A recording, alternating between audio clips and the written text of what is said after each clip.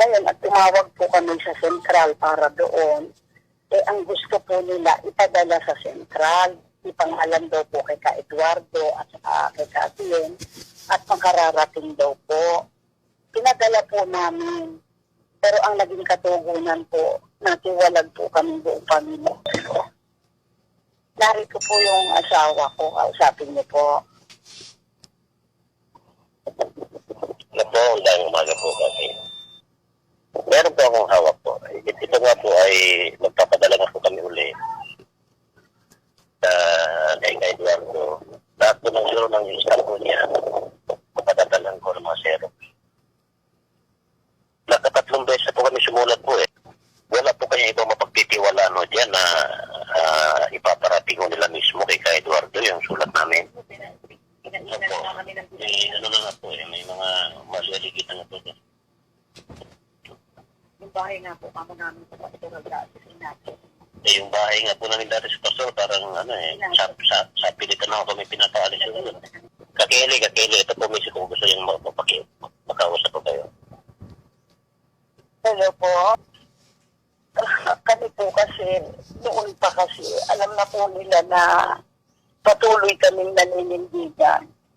Yung aming kasagapangasiwang si Ka Israel. Marami na po siyang naging pakiusap sa amin para sumunod daw po kami sa bagong pamamahala. Pero hindi po namin masikmura yung mga bagay na ipinagagawa sa amin. Kasi hindi nga po yun ang naituro sa amin. Patuloy kami sumusunod sa yung dating doktrina, yung dating pamamahala. Dahil po doon, lahat ng kahirap, tinanggap namin sa Kanya. Lahat ng mura, tinanggap namin sa Kanya. Hindi ko po akalain na darating sa akin na yung bagay na pinakamahalaga sa buhay namin.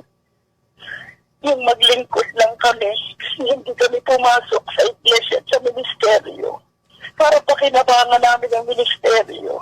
Sinabi ko po sa Kanya na hindi ko kayang gawin. Ginawa na rin po nila sa amin yan. Nagpalabas po sila ng bilanggo sa NDP. Pero hindi po nagawa. Mismong umiyak po sa amin yung papatay sa amin. Natatay niyo po yung ministro si Caromulo Perma. Siya po yung naglabas ng bilanggo para pumatay sa amin.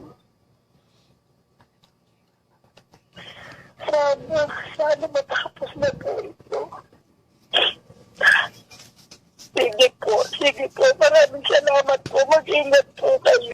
Opo. Hindi naman niya po kami iniiwan. Hindi po niya kami iniiwan. Opo. Salamat